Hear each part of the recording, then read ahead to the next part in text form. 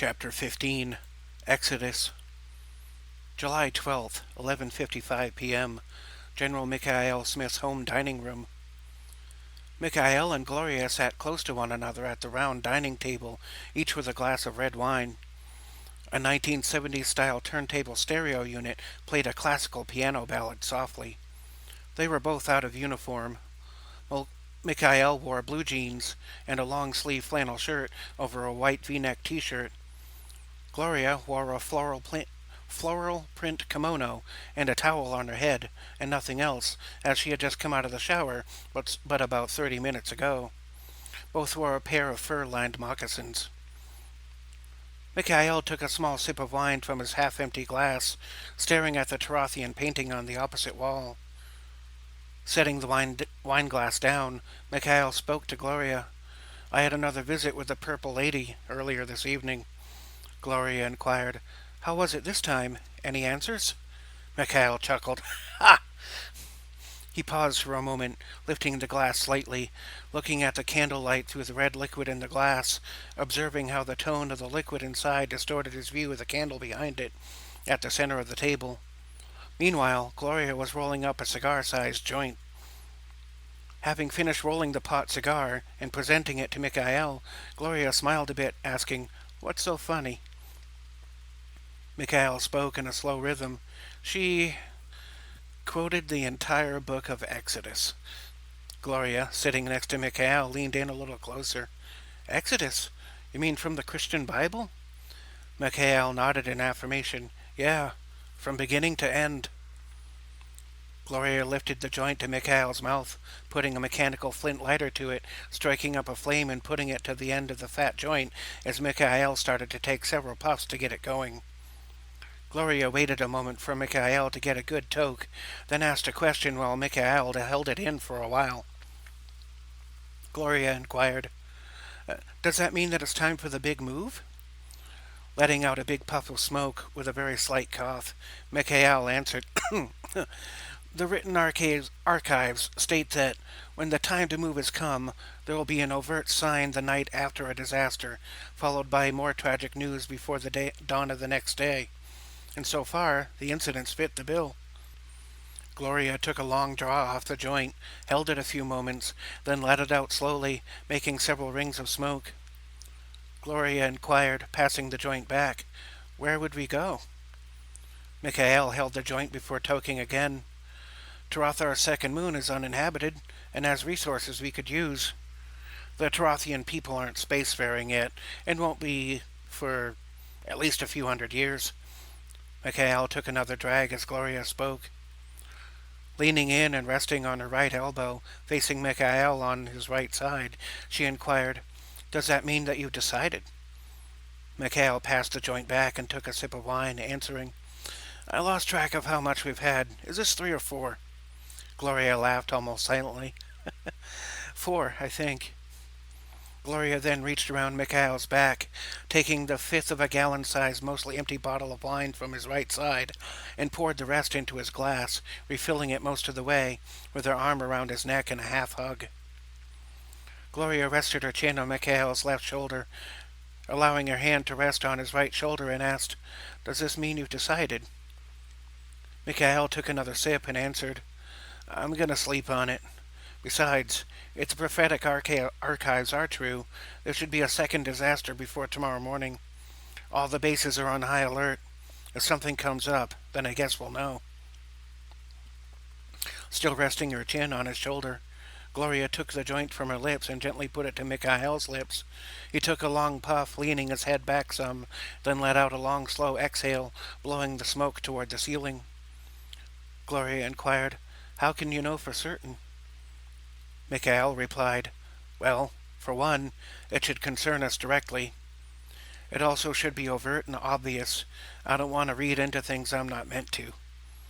Gloria let out a slight moan of exasperation, saying, "Can't we just run away and open an intergalactic dispensary?" Michael chuckled.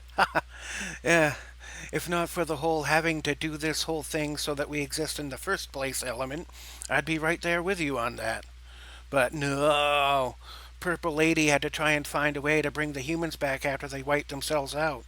So we get to cause our own destruction so that we can form matter, so that we can destroy ourselves to create matter, so that we can destroy the corrupted Silicion branch of matter, so that we never destroy ourselves.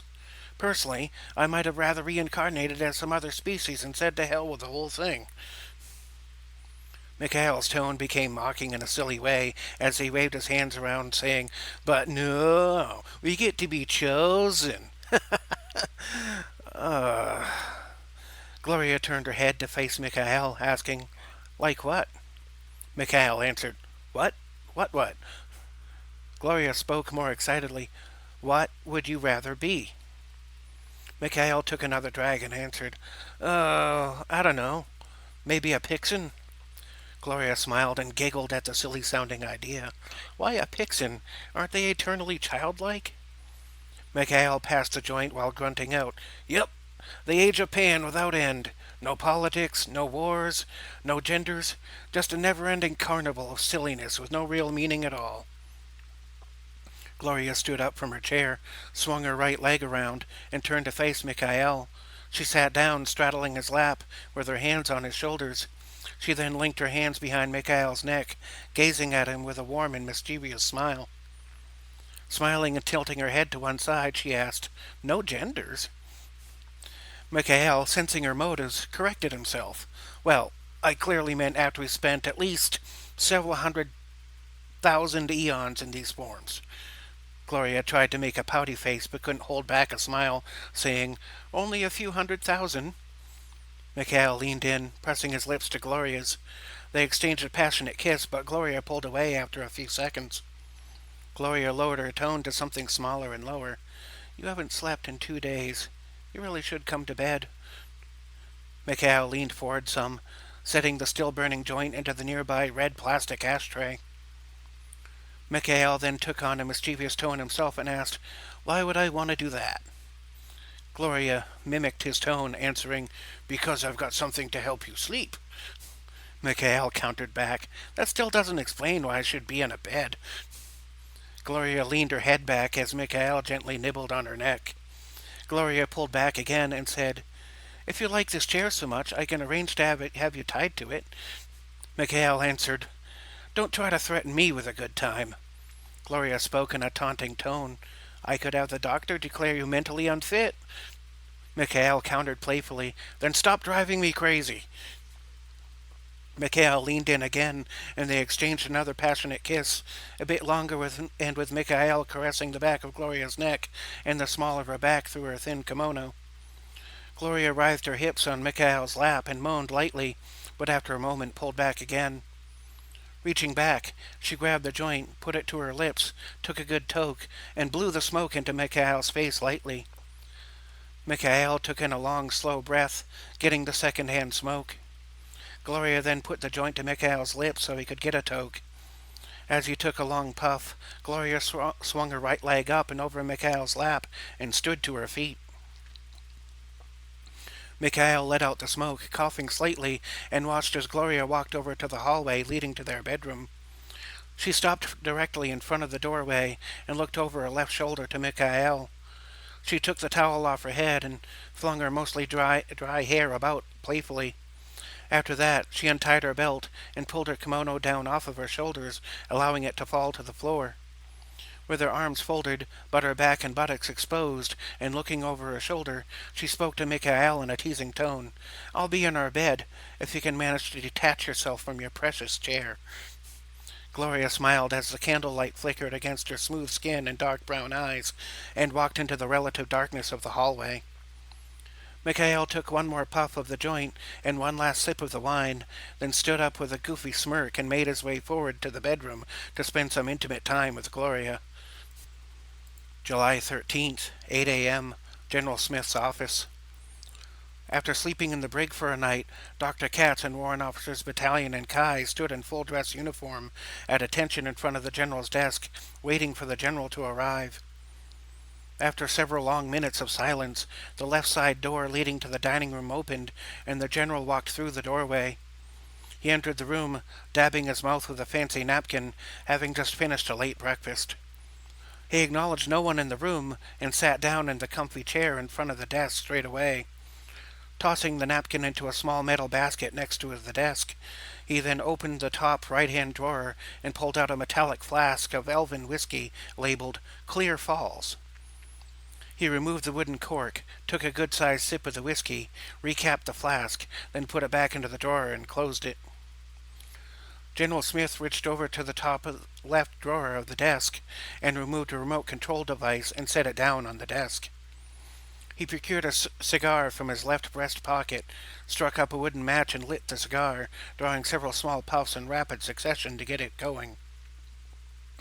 A red-hot amber appeared on the end of the cigar, getting brighter with every puff. He let out a long, slow exhale, blowing the smoke up to the slowly rotating ceiling fan. The smoke swirled around and then was sucked up into the ventilation duct just above the fan.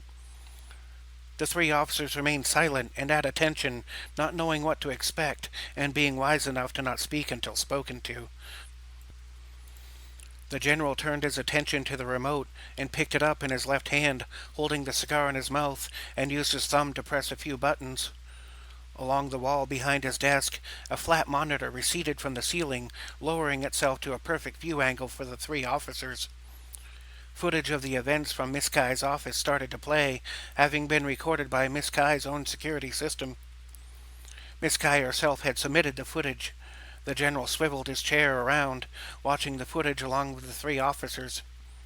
The three officers felt very uncomfortable as the footage played. General Smith held the remote as the footage played out, intermittently puffing on his big cigar. He paused the video at the point where Miss Kai screamed, "Daddy, please come home!" Letting the video rest on that frame for a while, the general then turned off the monitor. He swiveled around slowly, then spoke in an unnervingly calm tone. "Gentlemen and lady, have a seat." The general kept his hands folded on top of his desk. He stared at the desktop calendar in silence for nearly a minute. The only sounds in the room were the hum of the water cooler and the ticking of the old grandfather clock in the right rear corner of the office. General Smith let out an exasperated sigh. He moved his gaze up to their eye level, but his eyes looked off to the right as he slightly contorted his face in deep thought. The general pulled his laptop computer from the upper left corner of his desk towards himself. He opened it, and as soon as it booted, he put his 60-digit password and activated all of the communication channels. General Smith cleared his throat and again spoke in a very calm and low tone. "I've read all your reports. Under any other circumstances, I would put the three of you in a cell for a week so you could reflect on your thoughts, words, and actions, but we don't have that kind of time right now." Having said that, General Smith activated the broadcast frequency, sending a message directly to every Matic base. General Mikhail Joseph Smith appeared on every screen in every Matic location, and the broadcast was also sent to every Matic communication device. The general spoke in a sober and clear tone. At 3 a.m., a combination of Red Union, War, and Necrosidious factions assaulted Base 27. Forced into a losing battle, their commander activated the base's self-destruct mechanism. The base was utterly destroyed, and none survived. Thankfully, the self-destruct prevented information and technology from falling into enemy hands. 10,462 of our own are now dead. The three officers looked at each other in horror, but none of them spoke. General Smith continued, "Matic is no longer a secret. On top of this, I've received a discreet communique from the Chief Science Officer of Base 22. She has informed me that the effectiveness of our anti-aging injections are starting to wane in regards to protection against the hyperpolarizing effects of the unknown broadcast signal coming through all the world's media. This explains much of the erratic behavior, short tempers, and divisions springing up among even our own allies." There was a short pause, again accompanied by only the sound of the water cooler and the old grandfather clock. The sobriety and somberness of the moment was allowed to set in for everyone in the office and for those viewing. General Smith's tone changed to something with a more matter-of-fact type of resonance. If we are to survive and accomplish our objectives, we can no longer remain on Earth. As of 1620 this afternoon, all Matic operations on Earth are to cease. Before that time comes, all members and agents will be extracted. When 1620 arrives, all bases of operation will egress. At that time, all bases will activate travel mode and will set course for Tarathar. Upon arrival, all bases will burrow below the surface of the planet's second moon, Necromar. From there, we will establish a new plan. This is not a defeat. We are simply going in a direction we've never gone before. We will discover what is driving everyone insane, and we will stop it. Until then, we are to prepare for evacuation. If you have any goodbyes to express to those on Earth, now would be the time to do it. The timeline requires that we not return to this planet for several hundred more years. As of 1500 today, I reauthorized the use of transporters for the purposes of extracting core members and agents. Remember, look out for each other and make sure everyone is accounted for. No one is to be left behind. Godspeed to you all. General Michael Smith signing out until our next horizon. End transmission. General Smith deactivated the channel and closed the computer.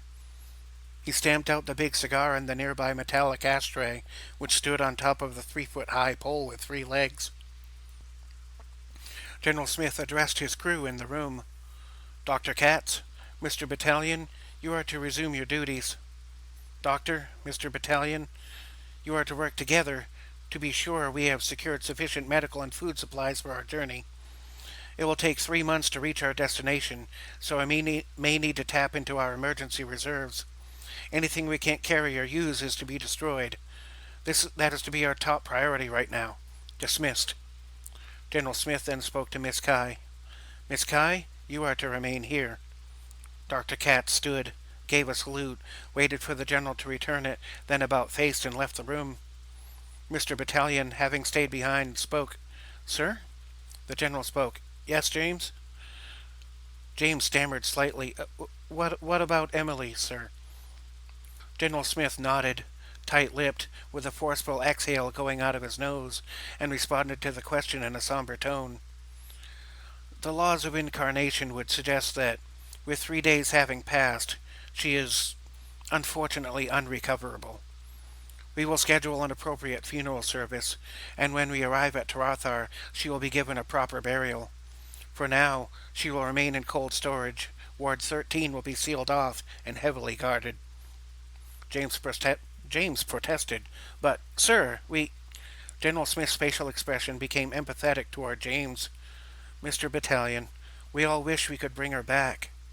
But she's gone. The matter is closed. Dismissed.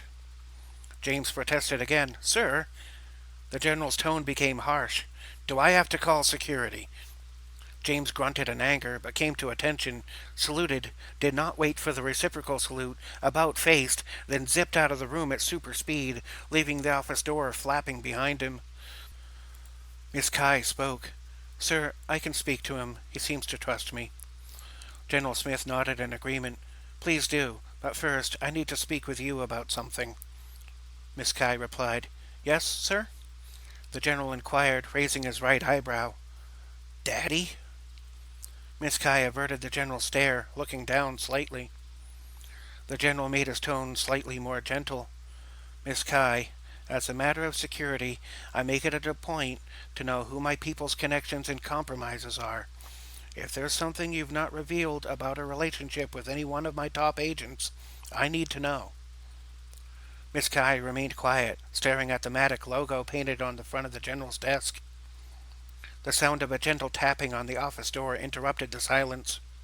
The general answered, sounding irritated. Now what? The front door to the office swang open slowly with a slight squeak. Agent Nightwatch, a.k.a. Connor Greenleaf, stepped through the door without making a sound, then gently closed it behind himself, just barely engaging the latching mechanism in the door. He was adorned in a Matic dress uniform. His long blonde hair was tied back in a bushy tail, and he wore the uniform cap. General Smith spoke. Agent Greenleaf, I wasn't expecting you at this time. Agent Greenleaf spoke in a low and gentle tone. She is my daughter. The general's eyebrows went up as his eyes opened slightly wider. But before the general could react, Connor spoke again. At the time of her recruitment, I bribed the agent in charge of her medical screening to omit the fact of her lineage. Miss Kai brushed some of the dark hair away from her right ear, revealing it to be slightly pointed on top. The skin on her ear was also more pale, almost as pale as that of her father. Her human-looking skin tone was but the application of makeup to cover her true nature. General Smith inquired, "Not to be indelicate, but who is the mother?" Connor answered, "Dinah was from Tarathar. She was lovely, but she is no more." General Smith nodded and asked, "Why hide any of this?" Miss Kai looked up from the desk directly into the general's eyes and spoke up. "I asked him to, because I didn't want to receive special treatment as the relative of an elite agent. I wanted to learn things and earn things my own way. I thought if you knew who I was related, I thought if you knew who I was related to, you might treat me differently." General Smith chuckled a guffaw, saying, "I see." Connor spoke again. "Given recent events around DNA and lineage, I would advise against such things leaving this room. Celestial blood courses through her veins and mine, as well as that of a vampire." General Smith inquired, "Do you think me racist against vampires?" Connor responded, "You once made a career out of killing them, and I observed your reluctance in working with me. The thought did cross my mind." General Smith spoke calmly. "It seems you both kept Miss Kai's identity a secret for wholly different reasons, neither of which actually apply. I'm neither racist against vampires nor would I have allotted Miss Kai special treatment. However, your security concerns are warranted. None of this will appear in the official records." The general paused for a moment, hands folded, then continued, "Miss Kai, you are to take the day off and spend it with your father. Given recent events, I'm sure you have plenty to catch up on. You may resume your duties tomorrow. Dismissed." Miss Kai stood, saluted, waited, about face, then started to walk out. About halfway out, she turned and spoke sternly but softly. "Sir, I don't have an identity. I'm just a girl who does magic and wants to make the world a better place. Maybe we should get past the labels." She turned again, walked out, and somewhat harshly closed the door behind her. Mikhail and Connor remained in the office, looking at the door in silence. Mikhail rested his face into his palms, drawing in a deep breath, then released it in a heavy, stressed exhale. Agent Greenleaf turned to the general and spoke in an almost warm tone. "You should take the day off, too. I can tell you've not been sleeping." General Smith responded in an almost deflated tone. "I can sleep when we're in space, on our way to Tarathar. Go. Your daughter's been through a lot. Go be with her. I'll be fine." The general resumed resting his face in the palms of his hands. Agent Greenleaf gave a nod, turned and silently walked out of the office, closing the door behind him without making a single sound. When the general looked up, he was completely gone. General Smith said, I hate it when he does that." After taking a moment to collect himself, General Smith called Security Captain Luger. Captain Luger was having lunch with Lieutenant Jack Holton at the Fat Boy Burger Palace on the base's west end. Hearing the phone ring, he paused his lunch conversation about MMA fighters to answer the general's call. Captain Luger answered. "Luger speaking, sir. What can I do you for?" General Smith started the conversation with an inquiry. "How is our Necrosidious prisoner down in holding?" Captain Luger answered. "Very uncooperative." General Smith inquired further. "Have you exhausted all means of extracting information?" Captain Luger responded. "Fire, ice, electricity, compression, stretching. Hell, we even tried tickle torture. We got us one stoic son of a cunt." General Smith made one further inquiry. "Did the science and medical staff get all their scans?" Captain Luger answered, "Yes, sir." General Smith concluded the conversation. "Well, we'll be leaving the planet today. The Necrosidious is of no further use to us. Once you're clear of orbit, launch the prison sphere toward the sun." Captain Luger answered, "I'll get her done, sir." General Smith ended the call, leaned back into his chair, and closed his eyes to collect his thoughts and relax. 12:22 p.m. Base 7's Arboretum. Connor and Sin sat on a wooden bench with a black metal frame amidst a small clearing in the woods just beneath some tall pines. A small pond was nearby with mallards swimming in it. Various bird sounds came from speakers hidden in the trees, but the ducks were real. Connor had changed back into his traditional garb, with black jacket and gold accents. Sin wore a conservative black jumpsuit with a closed neck and a high collar. She was accompanied by knee-high boots with purple trim and elbow-length fingerless gloves of a similar design, with brass-studded knuckles.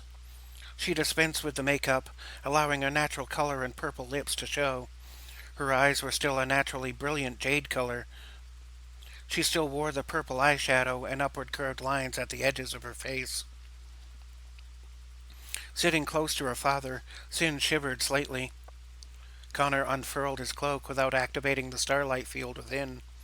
Connor wrapped the cloak around Sin's shoulder as she leaned in closer to him, resting her head on his right shoulder. Sin spoke in a soft yet somewhat rasped voice. "I sometimes wish I were cold-blooded like you, so I don't get the chills." Connor looked out at the duck pond, speaking softly in a baritone voice. "But then, you could never melt your crusty old dad's icy heart." Sin giggled lightly, closing her eyes and letting out a slow exhale. She closed her eyes and pulled her legs up onto the bench and under her father's cloak. Connor, looking down over the top of her head, watching the ducks flap around in the pond, inquired, "How are you feeling?" Sin answered with her head still down and eyes closed, "Just really tired." Connor inquired further, "How is your thirst?" Sin answered, almost mumbling as she relaxed, "I can mostly ignore it these days." Connor's tone became a little more authoritative. "You know you can't do that. You do take after your mother, but you also need to feed." Sin nodded slightly, still looking down as she answered softly, "I use the blood in the bottom of a pack of uncooked meat. I just drink some before I cook. That way I can satisfy the thirst and still eat normal food." Connor's voice became empathetic and compassionate, but remained low. "That is not healthy. You need the blood of the living to maintain your strength. It doesn't have to be a person. There are ducks right over there." Sin shook her head no slightly, burying her face in her father's cloak, and spoke in an almost whining voice. "They're cute. I don't want to." Connor looked up from the bench and to the duck pond a few dozen feet away. He managed to make eye contact with one of the ducks and focused his persuasive energies onto it. With the duck locked in eye contact, Connor spoke to it in a low but very firm tone, saying, "Come." The duck seemed to be stuck at first, frozen in place. Connor lifted the left arm that was not around his daughter, pointed to the duck, then beckoned to it with his index finger as he turned his hand palm up. He spoke again with the same depth and firmness. "Come. Here." The duck swam across the pond and started to waddle up onto the grass. Sin protested in the same almost whining tone. "The world is too noisy after I feed. I hear everything." Connor watched the duck as it made its way closer and closer. He answered his daughter softly, "You can learn to filter things out, but I have been listening to your heart. It's rather irregular." Sin answered listlessly, "I'm just tired, that's all." Connor pushed a little bit harder with his tone. "You passed out during the incarnation ritual. If not for that lock of your hair, that would have not happened if you were well fed. It's too dangerous to not feed yourself correctly." At that moment, the duck hopped up into Connor's lap and sat down. He gently petted the duck on its head with his left index finger. Connor spoke in an even tone. "Even humans have incisors in their mouths. Ours are just sharper and can grow longer. Consuming other creatures is just a natural part of being an omnivore." "Sin, my only daughter." Sin peeked out from under the cloak, grunting and moaning slightly. Connor finished his statement. "Life. feeds on life. Sin hesitantly locked her gaze with that of the duck sitting on her father's lap. Reaching out from under the cloak, she gently took the duck in two hands and lifted it the way one might examine a puppy. As she focused on the duck, her attention was drawn to the duck's heartbeat. The sound of its blood coursing through it was then audible to her. The sounds excited her senses. Her mouth watered, and she could sense her top incisors growing slightly. As her senses lit up, she could also smell the duck's blood. Having not fed on something living in several weeks, and seeing no one else around, she could scarcely hold herself back. Her eyes became red with thirst and bloodlust. She opened her mouth, allowing her upper incisors to extend to their full length of about an inch. With a sudden burst of speed, she put the duck to her open mouth and bit into it as though it were a giant chicken wing. As the duck quacked and squawked in protest, she drank in some of the much-needed blood. She started to cry some, and closed her tear-filled eyes as she sensed the duck dying in her hands. Having committed to the act, the thirst held her in place, drinking in the duck's warm blood. A little bit dribbled down her chin as she fed, hunched over like a starving child eating the world's last meal. Her father reached into his left breast pocket and took out a handkerchief with which he wiped the trickle of blood so that it didn't get onto her clothing. Connor gently pulled the duck away from Sin's face as she took in the last few pumps of its heart. Sin momentarily protested, baring her fangs and making a roar like that of some wild cat. Quickly coming back to her senses, she put her face back under her father's cloak and started to sob. Connor tossed the dead duck into a black metallic trash can about 20 feet down the trail going around the pond. Connor looked up to see a sergeant staring with eyes wide. Connor inquired in a semi-threatening tone, "Problem?" The sergeant sounded off in a slightly shaken voice. No, sir. No problem, sir." The sergeant averted his eyes and walked away with a hurried pace. Connor pushed his cloak away and dabbed away the last few drops of the duck blood from his daughter's face. Sin sat up, wiping the tears from her face. She stood up with her eyes and face returned to a relaxed state. She slowly stood, then walked over to the trash can and retrieved the dead duck from the pile of papers, cigarette butts, and dog poop. Connor inquired, "What are you doing?" Sin held out the duck in her open hands and spoke, looking down somberly. "The least we can do is give him a proper burial." Connor protested softly. "Sin, it is a duck." Sin snapped back. "Dad!" Connor closed his eyes for a moment, opened them, and let out a breath, answering, "Very well." Connor stood up and started to walk toward the pond. Stopping just a few feet from the shore of the pond, he stooped down and used one hand to scoop up some of the soil. Sin walked over to join him as he worked at scooping up enough soil to bury the duck about a foot under the ground. Sin got down and knelt on both knees to help her father dig the hole.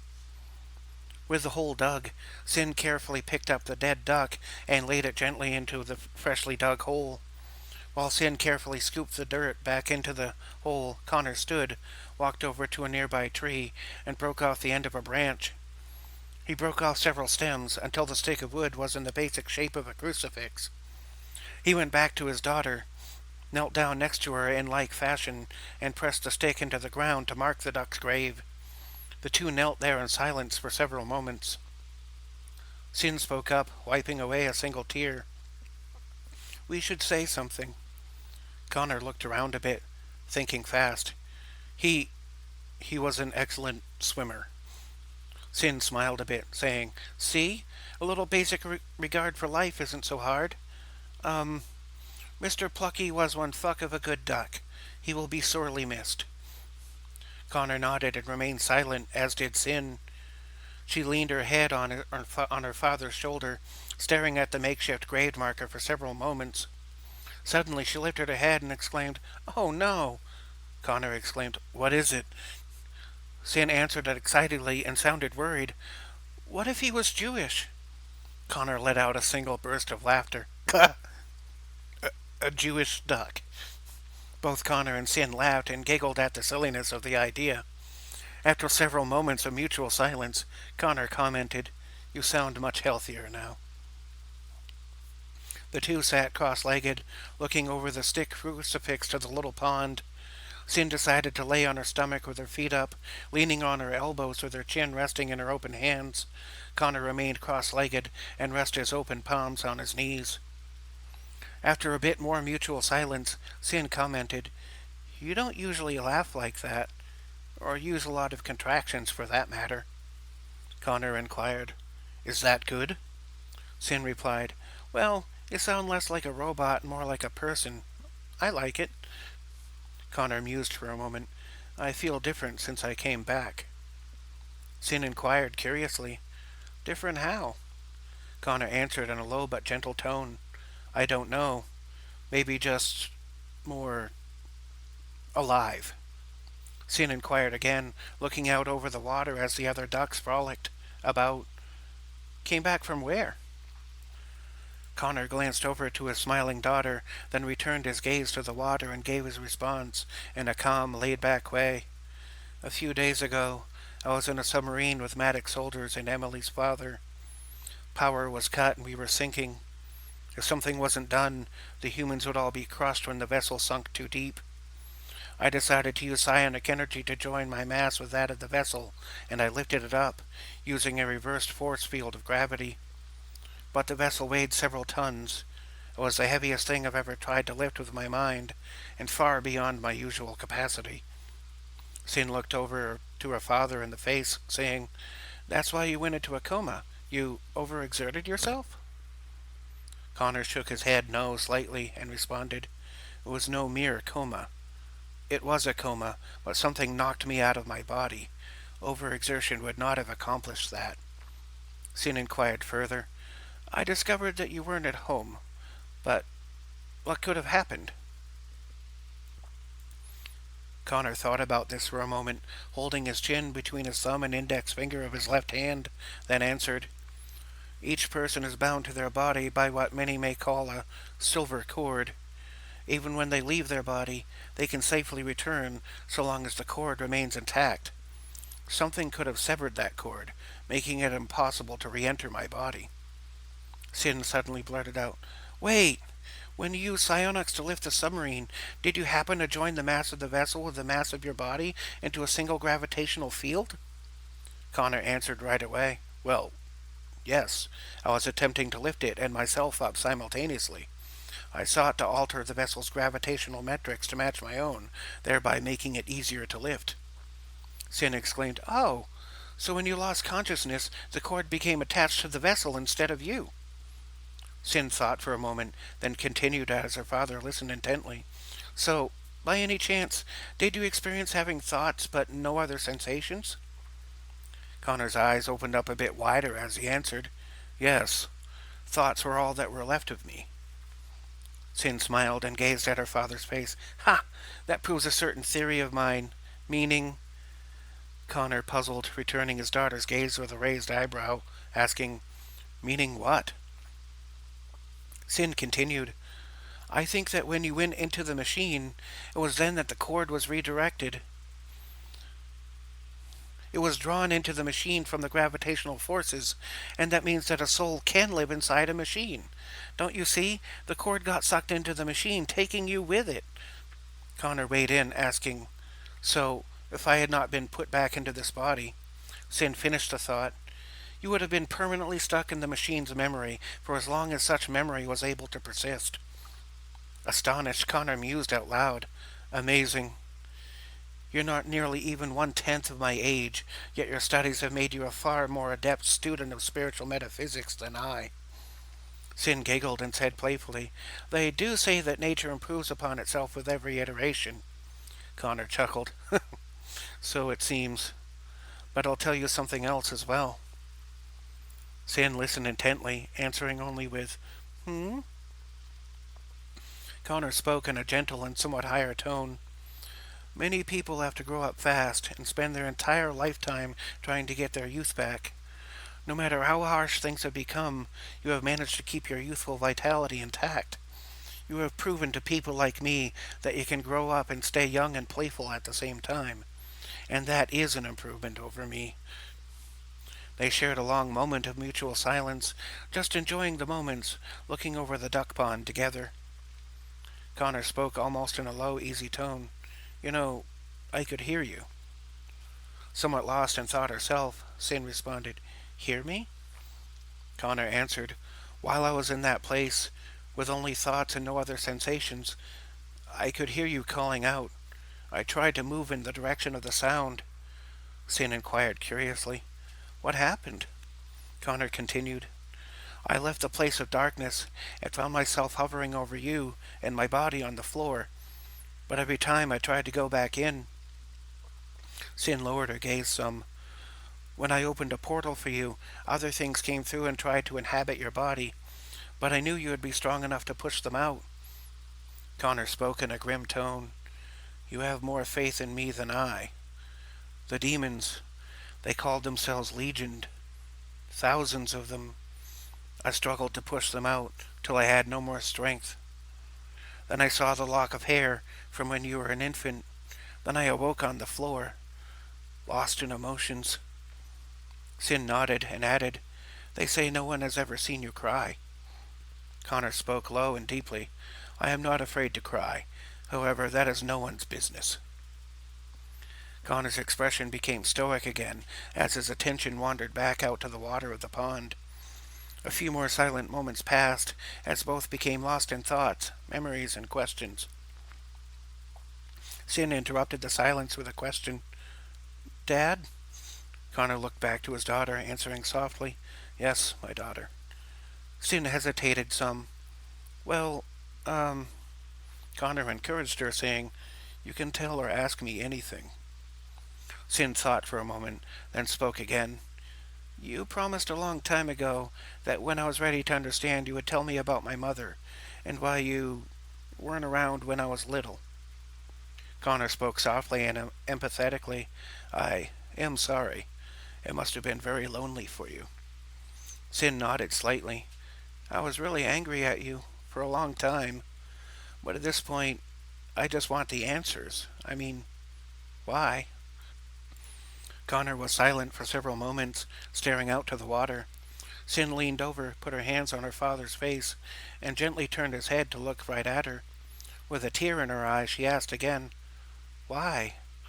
Connor's stoic expression softened into empathy again as he listened. He took her hands off his and continued to listen. Sin continued speaking, choking up some. At the magic school, we had to do this heritage test for one of our classes. It was supposed to be about biology. Everyone gave a little bit of blood. Everyone else got their results back, except me. The dean had me brought into his office. I was told that my kind was not welcome there. I asked them what that even meant, and they refused to even tell me. Just like that, they kicked me out. Connor lowered his gaze. I am sorry that happened to you. I had no idea they would do such a thing. Sin answered in a more calm tone. I met a very nice lady named Jaren Kaliva. She took me in, helped me complete my education, looked after me. Connor answered, I know. I asked her to look after you. I also informed Master McGuire of what had happened, and he fired the dean that kicked you out. Master McGuire also fired the professor that administrated that test.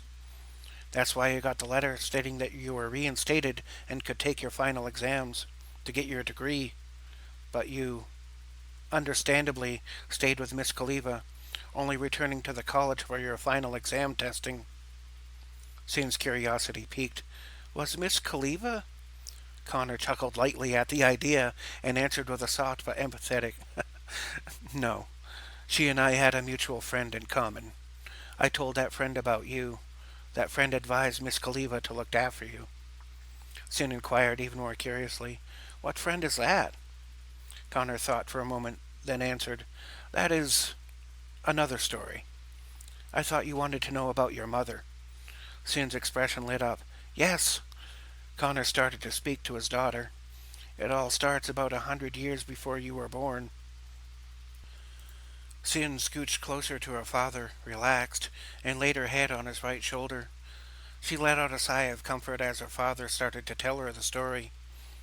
Connor looked over his daughter's head for a moment, then his gaze moved out to the small pond as he continued. The memory of the Great War was still fresh in people's minds. Leaders of the Order of Valari continued to stir up anti-vampire dissent among the people, hoping to bolster their support and funding. They decided that absolutely all members of the Blood Tier family should be brought to justice. Their version of justice was skipping the trial and going straight to the execution of anyone they suspected of being involved. Unsuitable facts had to be deleted, and the best way to do that was to kill all those who might mention such facts. That was why I took my mother's elvish last name, Greenleaf. For many decades I managed to elude the order. Sin remained in a relaxed position but asked a question.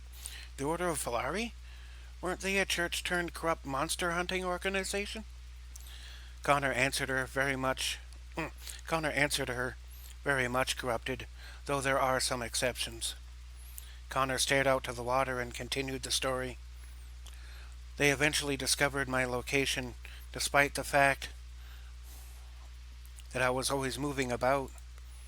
I was in Nebraham Forest, being pursued by Valari hunters. They had both the force of powerful anti-vampiric weaponry and strength of numbers. In a confused fray, one of the order had managed to slip onto my neck a collar that renders inert all vampiric powers. They like to call it a vamp dampener. I could not remove it, and my abilities were no better than that of an elf.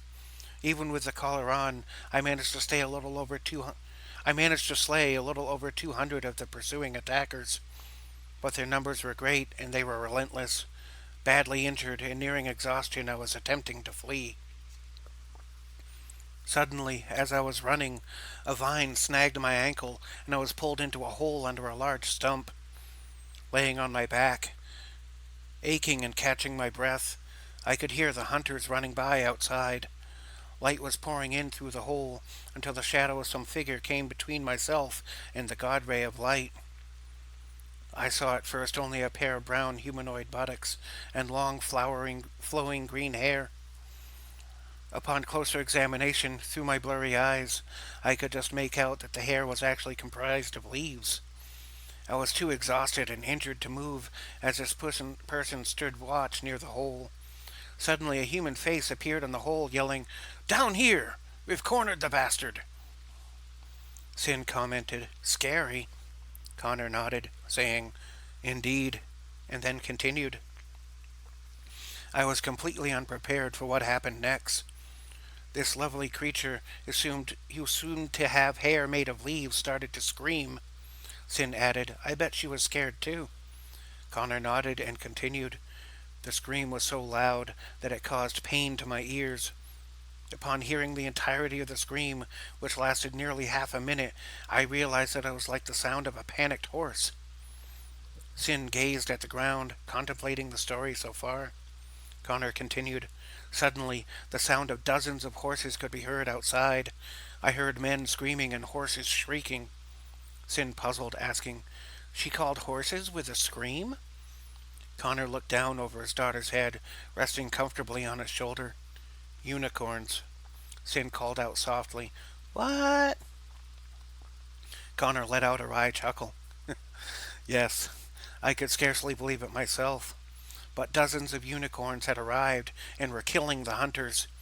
Under such overwhelming forces, the hunters fled, but not before the unicorns had slayed 60 of the remaining 100 or so hunters. Looking up, I could see the hunter who had found the entrance to the stump was transfixed by the visage of the creature in front of him. Sin inquired, "Transfixed?" Connor answered, still in a soft tone. The man was rendered paralyzed by the sight of a wood nymph in the nude. Before he could react, I saw a horn burst out from the center of his chest as a unicorn had impaled him from behind. The rest of the hunters had by then fled the area. Those unfortunate enough to have ventured into the fairy grove were all slain, save for myself. Sin commanded, "I didn't even think wood nymphs were real." Connor chuckled lightly. "I didn't think so either. Until then.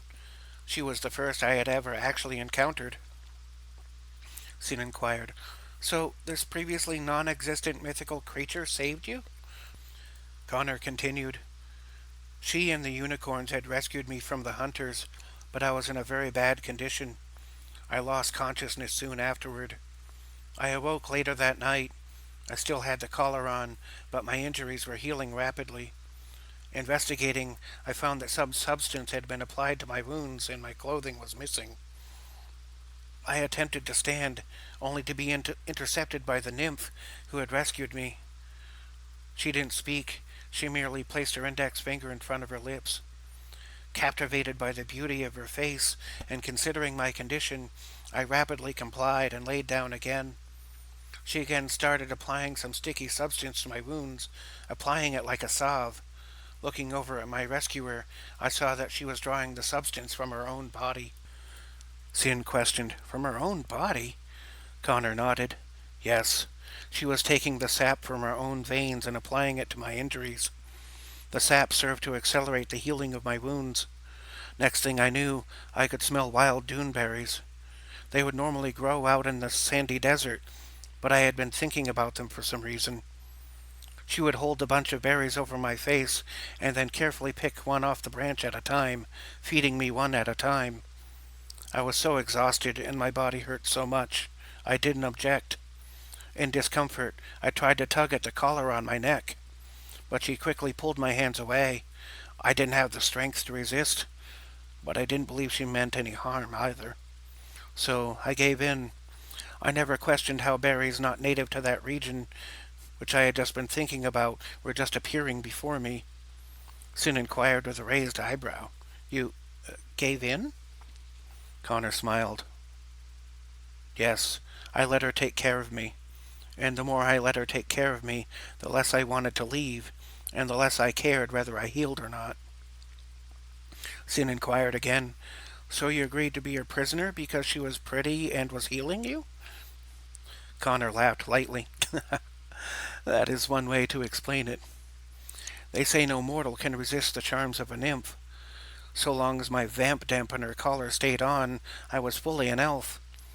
I believe she kept the collar on me so that she could keep me spellbound, so that I would heal fully. I believe she sensed that I wanted to leave, and determined to keep me there with her for my own safety, a prisoner of compassion. I stopped resisting her entirely after a day or so. Becoming more curious with each moment, Sin asked with a little excitement, What was it like living under a stump, and how did you, relieve yourself? Connor continued in the same low and soft tone. It was a hole in the ground, dirt, roots, bugs. She dug me a hole to poop in, right underneath my buttocks, and would cover it up with some dirt after each time. Sin mused to herself out loud. I can only imagine what those conversations must have been like. Connor's smile softened, but remained as he reminisced out loud. She never spoke. She knew no people languages, but she did sing. Sin asked, How did she sing without speaking? Connor answered, letting out a wistful sigh. She would hum the most melodic tunes.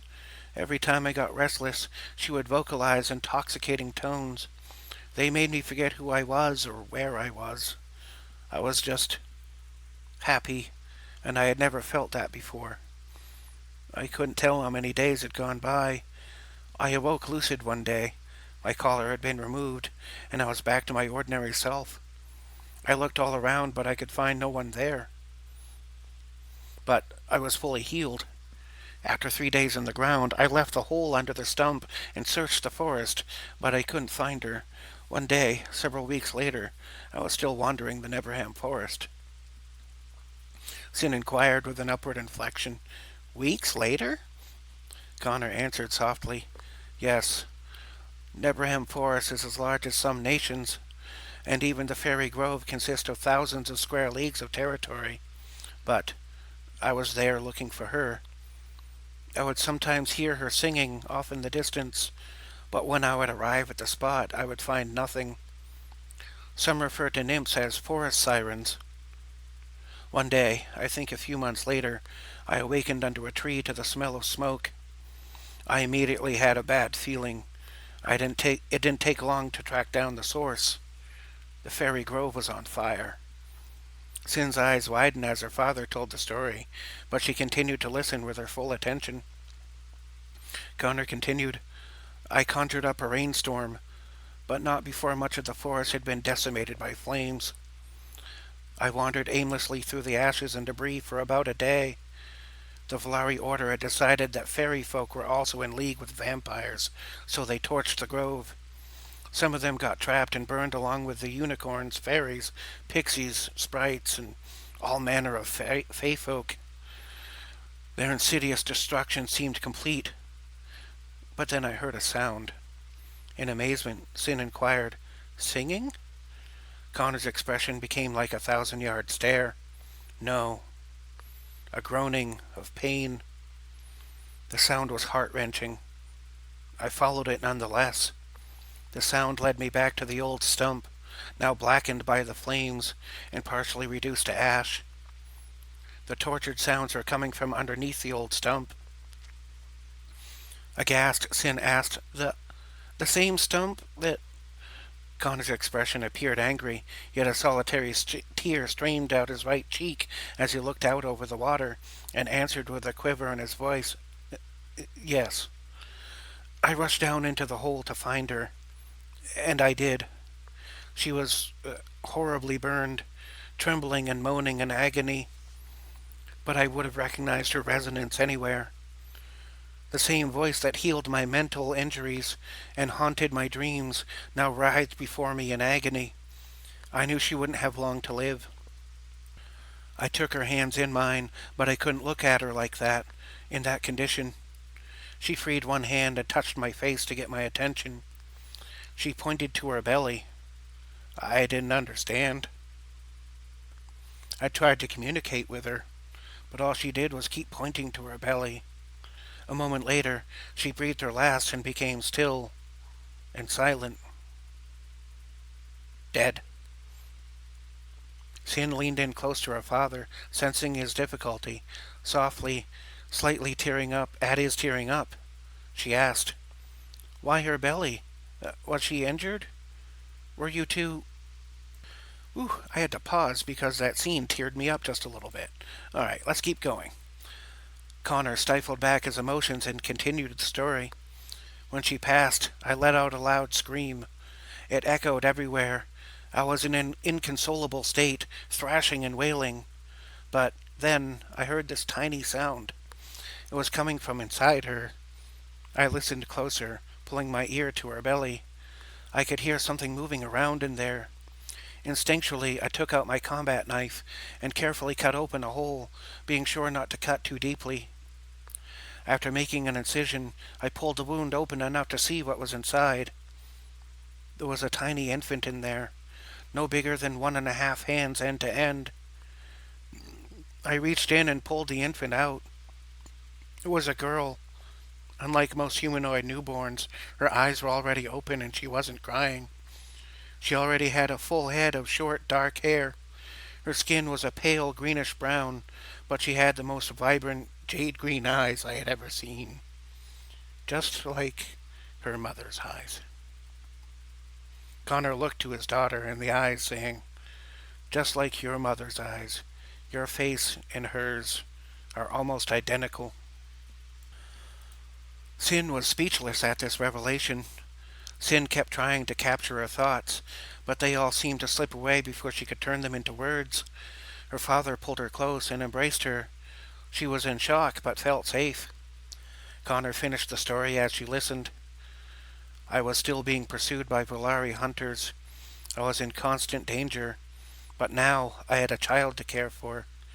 I couldn't be fighting hunters and caring for an infant at the same time.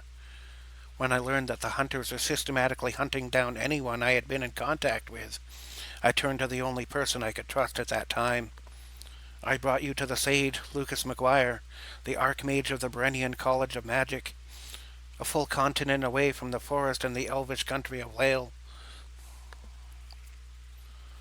None would dare trifle with the Archmage. I handed you over to him, and he promised to put you into the care of someone who would keep you safe. At first he didn't even tell me who that was. That turned out to be your foster mother, Jaren. A few years later, the Archmage notified me of who had been taking care of you. She left you with the Archmage while she went on a business trip. She never returned, because the Order had her killed. You were only 11 when that happened. That's how you ended up in the orphanage. I convinced the Archmage that you should be enrolled into the magical college. I believed you would be safe there. After you were kicked out of the school, Jaren elected to continue your lessons on her own. Her talents were no less than that of the Archmage, so when the school kicked you out, she took you in. That is why I was not around, and that is why your foster mother left. She went out intending a brief business trip, but was murdered by religious zealots. I tracked down the chapter of the order that burned down the forest and that murdered your foster mother and your birth mother. I killed them all. I also killed their sons and their daughters, and their children too, until no one remained to carry on their legacy or exact revenge. When I discovered Earth and Matic, I took up residence on this planet, and after becoming an agent of the Corps, I arranged for one of their recruiters to approach you. And here you are. Sin was sobbing with her head tucked into Connor's cloak, so he just held on to her. Connor spoke softly. I am sorry that you went through all that, and that you have lost two mothers within a single lifetime. I wish I could have done better for you. Connor let Sin weep as much as he needed to. He just held her. When Sin had recovered some, she stopped to ask a question, looking up to her father's melancholy face. So, wait, I'm part nymph? Connor nodded, saying, Yes. Have you ever noticed how boys and men will sometimes seem to get lost when they look at your face? Sin answered softly, Yes. Connor continued, speaking softly as well. It isn't just because you're so beautiful, which you most certainly are. A nymph has a natural magnetism that can make a man powerless before her. You have some of that trait. You must be sure to never abuse that power. Sin smiled a little, relaxing her grip and sitting back down. I don't think I will. Besides, Connor tilted his head understandingly. What is it? Sin hesitated, but finished the thought. I think I like girls. Connor pursed his lips and responded, Oh? Sin spoke with a slightly upward inflection. Yeah, I like boys too, but girls are just rounder, softer, and more cute. Is that okay? Connor nodded. Of course. One cannot control what or who they are attracted to. One is born with certain preferences, often yet to be discovered. You may like whomever you like. You will always be my little girl. Sin encountered a thought, then asked, Wait, you were intimate with her? While you were captivated? Did she use you? Connor answered softly, still, No, we were not physically intimate. A nymph is capable of sex, and some do engage in it, but that isn't how they reproduced. Sin puzzled at this. I don't understand, Connor explained. Most creatures in the material world reproduce through physical closeness, but a nymph reproduces through emotional closeness. When she was taking care of me and I trusted her, we shared an emotional bond. That bond produced you. And with the grove burned down, you may be the only one of your kind. A one-of-a-kind treasure. Sin posed a question. Didn't you once tell me that all your siblings were turned, but you were born the way you are, and then through experiments transformed on a biomechanical level? Or biochemical level, rather. Connor nodded. Yes, that is true. Sin smiled at her father, saying, So, basically, I'm a freak like you, and you're a freak like me. Connor lifted his head, but made the I don't know, perhaps face, and then answered, I suppose so. Sin replied gleefully, Then as long as we have each other, neither of us is really alone. Father and daughter sat in mutual silence for some time, just enjoying the scenery and the mutual company. After some time had passed, Connor asked, Are you hungry? Sin responded, I could eat. Connor spoke in a curious tone. I have been trying some human foods. I wish to try out hot dogs, though I don't understand why some of them eat them, but others keep them as pets. Sin giggled a bit and answered, they're not really made out of dogs. They're usually made of pigs, cows, or chickens.